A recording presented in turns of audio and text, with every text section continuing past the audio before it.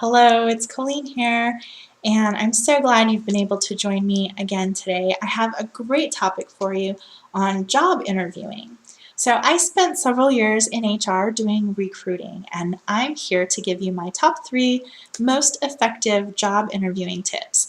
They're a little unique, they're not like you'll see on most top 10 lists for job interviewing skills. So, I really hope they'll serve you, and on Thursday, we'll go into this in more detail. I'll give you a little deeper free coaching on my live hangout on Google+.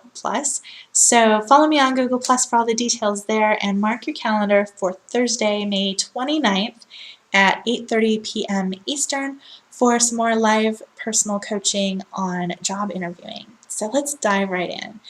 My top tip, and I hope that if there's nothing else you take away from this video, you take this away with you, is that when you are called for a job interview, don't be nervous, just be yourself, because it's a two-way street. It's an opportunity for you to find out if you're going to like it there just as much as they're trying to find out if they're going to like you there. So when you go in for a job interview, you already know you're qualified. They've reviewed your resume or your references or whatever application you've submitted, and they've decided you are qualified for the job on a skill and experience level. So when you go in for an interview, it's really just a compatibility test. And it's a compatibility test for you to find out if you're going to like it there, as well as for them to find out if they're going to like you there.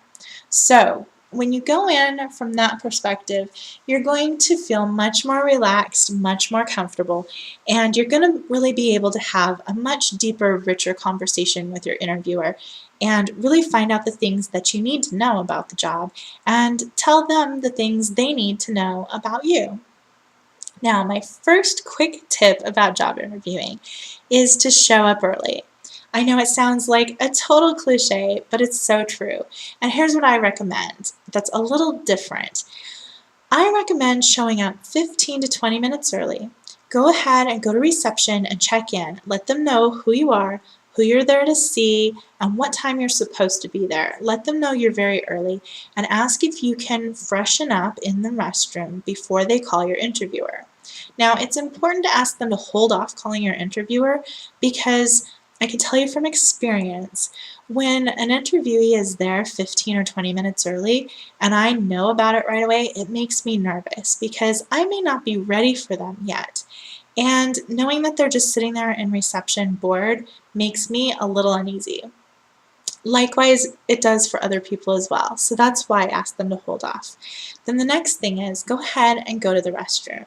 And on your way there, look around and take notice of the environment. Once you're in there, check yourself. Check your teeth, your breath, your clothes, your hair, your makeup, whatever. Freshen up.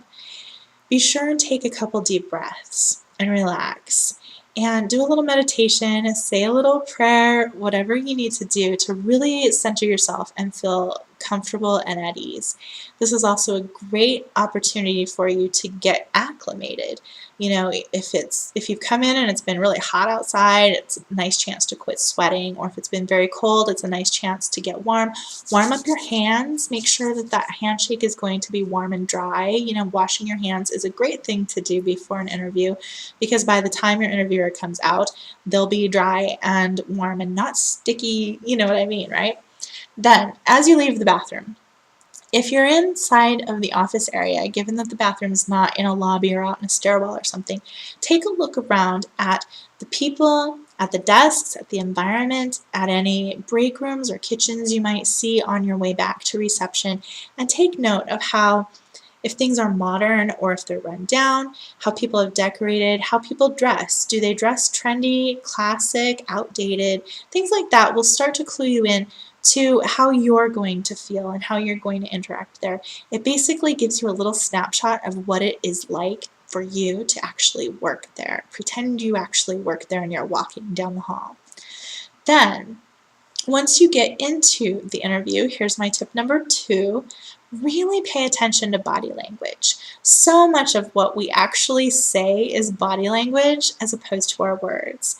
And paying attention to body language can also help make sure that the words you use and the words you hear are getting communicated clearly.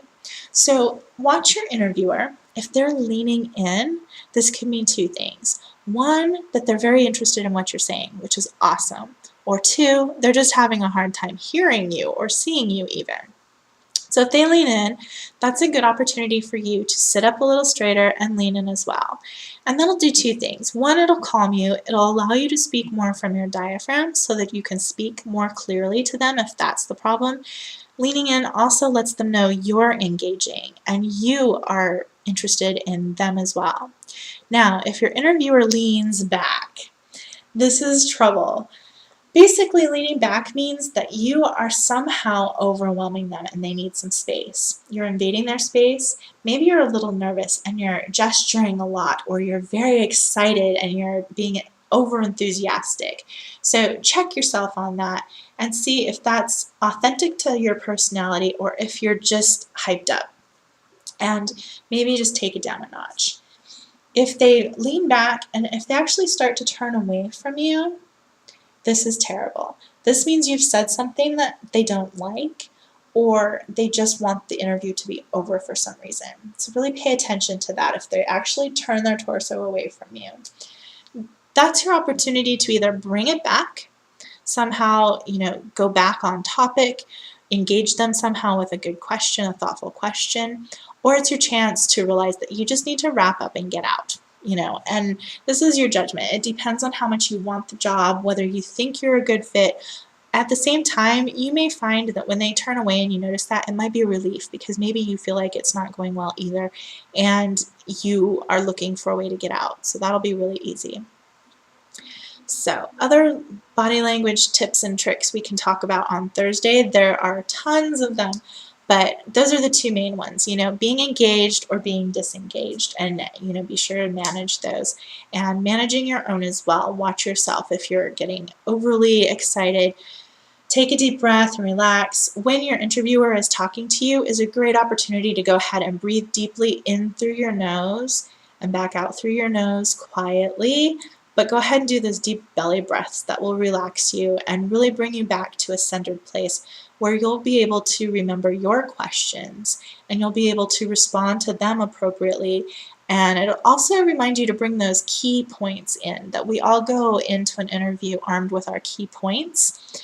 And we sometimes forget because we get so involved and stressed out. So taking that deep breath will help you. Now, the last one is only for if the interview went well. If it went well and you're really interested in the job and you feel like they're interested in you, go ahead and ask one of two things. You can ask for a quick tour of the office, ask to see your potential workspace. You can also ask to meet your potential coworkers, meet the team. So this serves a great purpose. Number one, it's going to create rapport with your interviewer because studies have shown that walking with someone, literally taking steps with someone, builds rapport. So if you're really interested, it's going to create that camaraderie with your interviewer, who is probably someone you're going to be working with. The second thing is another chance for observation, another chance to maybe even go deeper into the building and really start to hear what people are saying. If you pick up on a little, tidbit of a conversation here or there while you're walking by, really getting to know how people interact in the office. And if you do get to meet some of your potential coworkers, chances are they don't have something scripted and memorized to say to you yet. They don't have their structure yet, like your interviewer might. And you may be able to ask some real casual kind of questions and get some real good insights into what the job really is and what the people you'll be working with are really like. So keep that in mind. It's a key one if things are going well. If things aren't going well, I wouldn't suggest asking for that tour or asking to talk to anyone else. I would rather you go ahead and cut the interview off, go home, take some time to think about it, maybe ask for a second interview. This is something else that a lot of people don't realize. You can actually ask for a second interview yourself. You don't have to rely on your employer to ask for you to come in on a second interview. If they call and they say they're interested in you, absolutely feel free to ask them for some more time to get to know the company better. So, I hope these tips have served you. I would like to think my years of HR experience is worthwhile to someone else as well. And if this has interested you and you have any questions or comments or discussion, please bring those to the live hangout on Thursday at 8:30 p.m. Eastern Time. Or feel free to reach out to me through social media or email me questions and comments ahead of time, and I'll be sure and hit those right away in the beginning of the coaching session. You can email me at colleenbeancoaching@gmail.com, or you can find me on social media at Facebook, Twitter, and Google+. So I hope you have a great week. Let me know what you think of these tips and tricks, and I look forward to seeing you on Thursday. Bye-bye.